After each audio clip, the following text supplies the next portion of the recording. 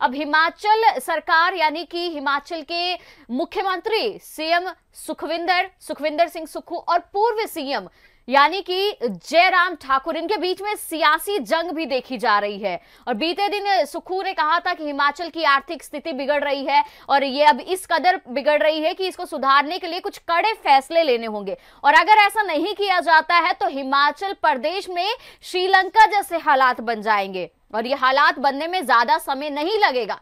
पर इसी पर लेकर अब जयराम का पलटवार भी आ चुका है। आज ही जयराम प्रेस कॉन्फ्रेंस भी करते हैं और ये कहते हैं कि अगर हिमाचल में श्रीलंका जैसे हालात बनते हैं तो इसका जिम्मेदार भला कौन होगा। तो कांग्रेस को सीधा रूप से इसका जिम्मेदार ठहरा रहे हैं। वो कह रहे हैं कि कांग्रेस सरकार जिस तरीके से बार बार घोषणाएं कर रही है या ऋण ले रही है, साथ में ये भी कह रहे हैं कि हिमाचल में अगर श्रीलंका जैसे हालात बनेंगे तो इसका जिम्मेदार कांग्रेस ही होगा। और एक और बात को लेकर जयराम ठाकुर मुखर रहे हैं। उन्होंने कहा कि जिस प्रकार से कांग्रेस बार बार कर्जे का आंकड़ा जनता के सामने प्रस्तुत करती है, जनता को बताती है, वो पूर्ण रूप से गलत है। उनका दावा है कि भाजपा की सरकार हिमाचल प्रदेश में जब थी तो ये कर्ज तकरीबन 70,000 करोड़ का था, बस 70,000 करोड़ का था, और अब ये ऋण 75,000 करोड़ भी नहीं हुआ, यानी कि 5,000 करोड़ का इजाफा भी नहीं हुआ है।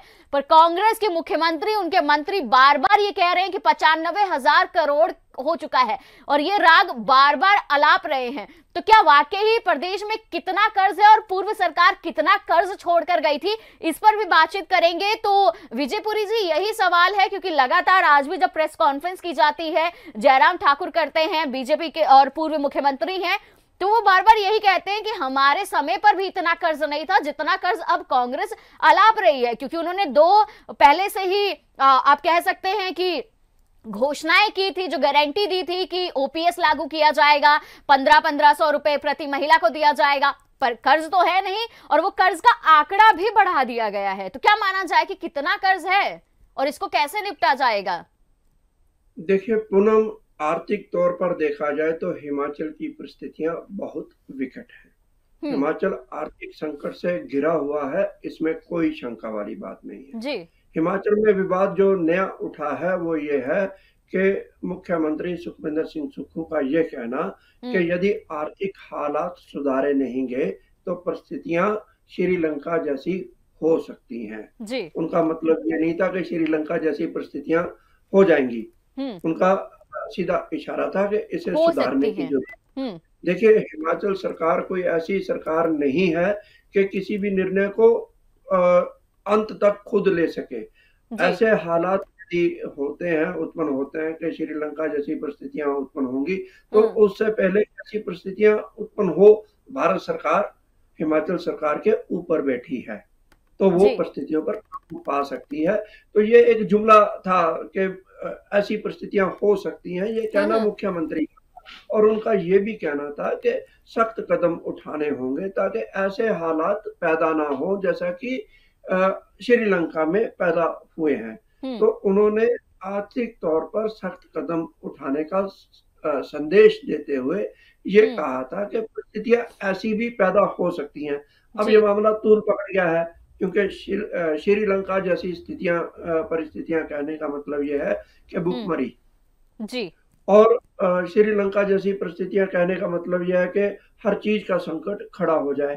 तो भाजपा इसे बुनाना चाहती है और भाजपा को मुद्दा मिला भी है, और ऐसा कोई भी विपक्षी दल नहीं होता जिसको जब यदि मुद्दा मिल जाए तो उसे उठा ना सके। मैं आपको उदाहरण देता हूँ कि पूर्व प्रधानमंत्री नरेंद्र मोदी ने ये कहा था कि 15 लाख रुपया हर व्यक्ति के खाते में आ जाएगा जी।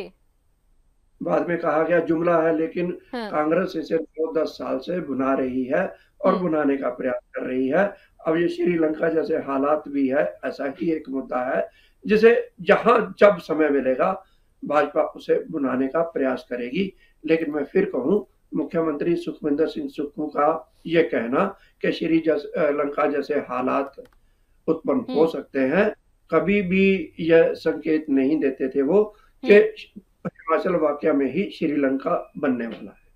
हाँ जी, पर ठीक है, लगातार जो जयराम ठाकुर कह रहे हैं, पर वो ये भी कह रहे हैं कि जो सुक्खू सरकार है या कांग्रेस की सरकार है, ये सरकार इंतजार की सरकार है। एक तरफ कह रहे हैं कि राज्य पे इतना कर्ज है, हमें इतना कर्ज चुकाना होगा, दूसरी तरफ फिर ये कह रहे हैं कि हम ओपीएस भी लागू कर देंगे, उसकी पहली कैबिनेट में ही घोषणा कर दी जाती है। हालांकि अभी वो लागू नहीं हुआ है, अभी जनता को पैसे नहीं मिलेंगे और ना ही वो 1500 रुपए जो प्रति महिला को मिल रहे थे वो भी नहीं मिले, उसका भी लंबा इंतजार करना पड़ेगा। तो क्या ये माना जाए कि जो सुक्खू सरकार है वो इंतजार की सरकार है?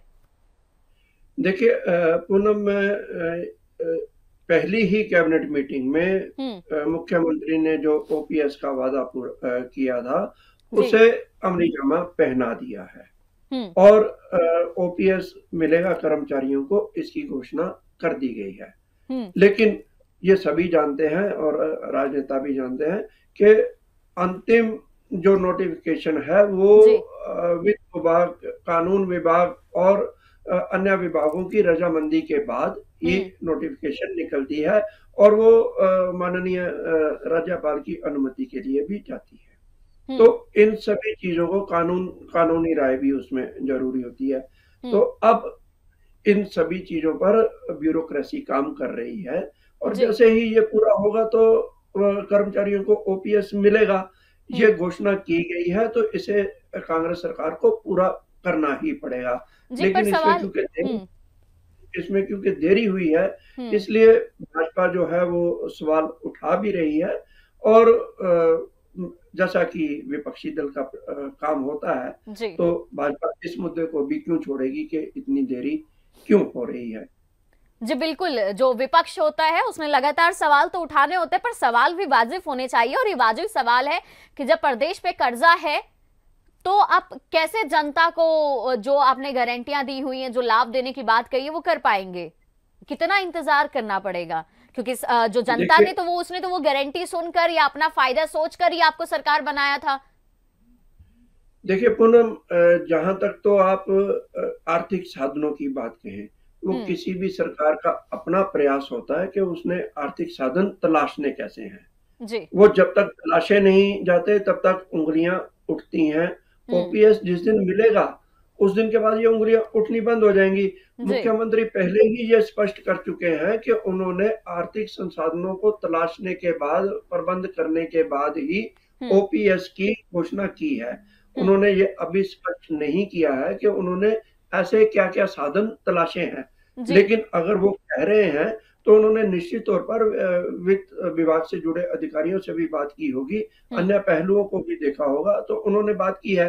अब यहाँ पर एक विवाद और खड़ा हुआ है जो कि लिए गए ऋणों को लेकर है। तो हम जहां तक जानते हैं कि जिस दिन सत्ता संभाली मुख्यमंत्री सुखविंदर सिंह सुक्खू ने, उस दिन उन्होंने ये कहा कि 75,000 करोड़ रुपए का ऋण पूर्व भाजपा सरकार छोड़ गई है जी। और उनका ये भी कहना था कि 11,000 करोड़ रुपए क्या कर्मचारियों और अन्य देनदारियां हैं जिसको दिया जाना है। तो उनका ये कहना था कि लगभग 86,000 करोड़ रुपए राज्य सरकार को अदा करने हैं।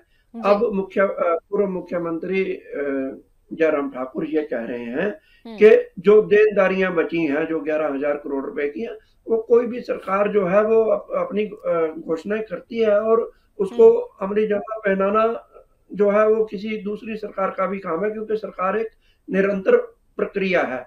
ऐसा पूर्व में जब पूर्व मुख्यमंत्री जयराम ठाकुर ने सरकार संभाली थी, तो उससे पहले कांग्रेस ने भी कुछ देनदारियां छोड़ी होंगी जिनका दायित्व उठाना पड़ा। इसी तरह से सुखविंदर सिंह सुक्खू भी इसका दायित्व उठाएंगे। तो संकट है, साधन तलाशने होंगे और उसके लिए योजना बनानी होगी। ऐसा नहीं है कि हिमाचल आर्थिक संकट से उबर नहीं सकता, लेकिन उसके लिए सख्त निर्णय तो लेने होंगे और इसके संकेत मुख्यमंत्री सुखविंदर सिंह सुक्खू पहले ही दे चुके हैं और शायद बजट में इसका कोई परिणाम देखने को भी मिलेगा और इसके लिए जनता को भी तैयार रहना पड़ेगा, क्योंकि मुफ्त की जो है वो चीजें नहीं मिल पाएंगी। अब अधिक रियायतें नहीं दी जा सकेगी। जिन क्षेत्रों में टैक्स लगाना जरूरी है वहां टैक्स लग सकते हैं और इसके लिए जनता को भी तैयार रहना होगा। और टैक्स लगने के साथ ही विपक्ष और सक्रिय हो जाएगा, क्योंकि विपक्ष को मौका मिलेगा कि वो कांग्रेस पर हमला कर सके।